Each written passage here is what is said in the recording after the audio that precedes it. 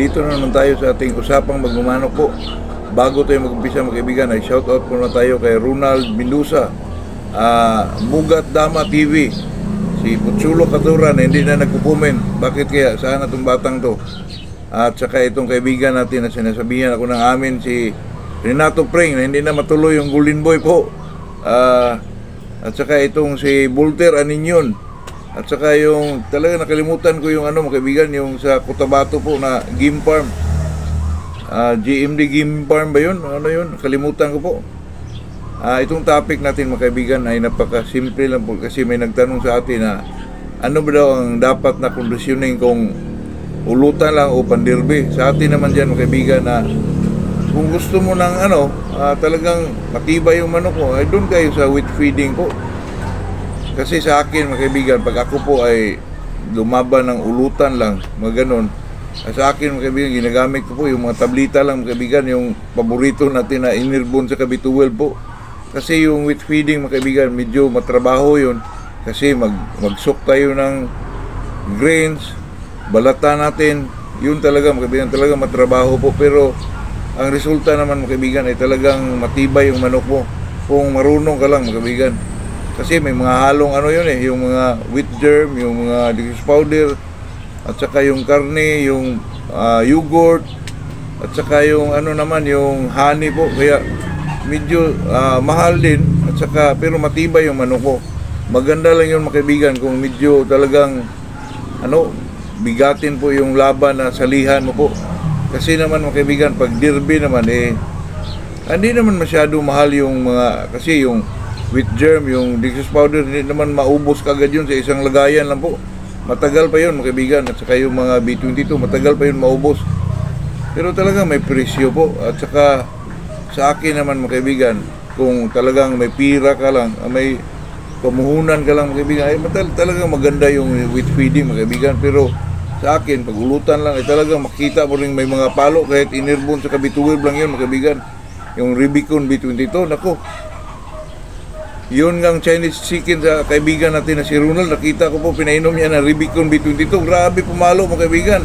Natalo lang, pero kasi hindi naman yun pansabong parang pang pit lang yun mga kaibigan. Pero nagulat ako po.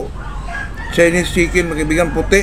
Pinainom ng B22 Rubicon. Talagang may mga palo po.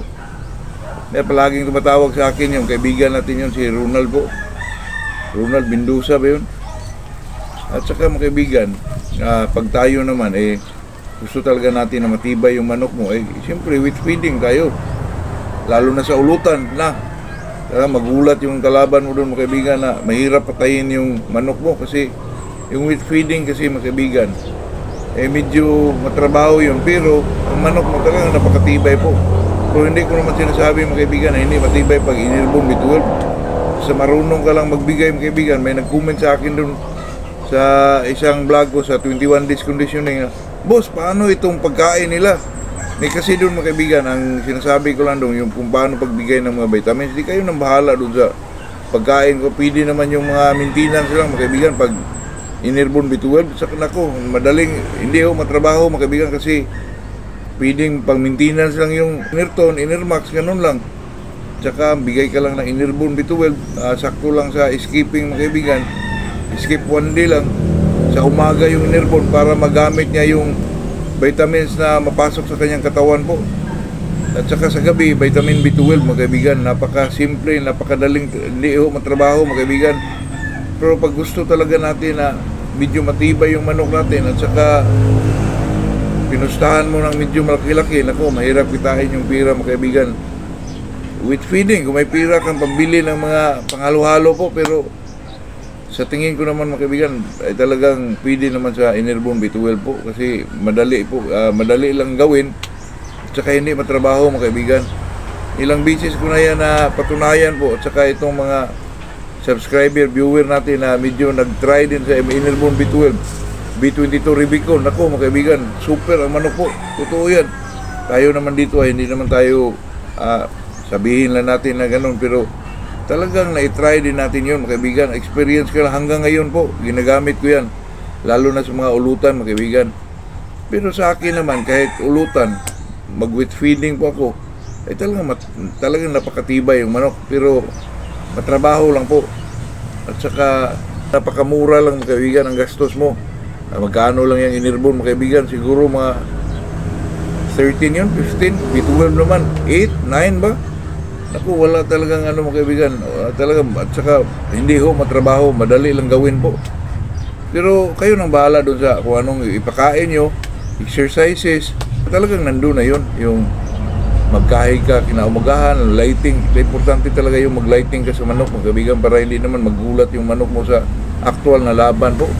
Kasi alam mo na, ang manok mga kaibigan, pag hindi mo naman sinanay yun sa ilaw, hindi mo sinanay sa ingay, ay talagang mahirapan din yung manok natin mga kaibigan. Pero pag tayo naman ay talagang seryoso sa pagmamanok, ay kailangan din natin na lightingan yung manok mo. Umaga magkahig ka, mag-scratch box ka sa 2 o'clock ng hapon. Ako mga kaibigan, hindi na ako gumagamit ng fly pin po. Kasi mahirapan yung manok doon sa fly pin mga kaibigan, medyo mapagod sila.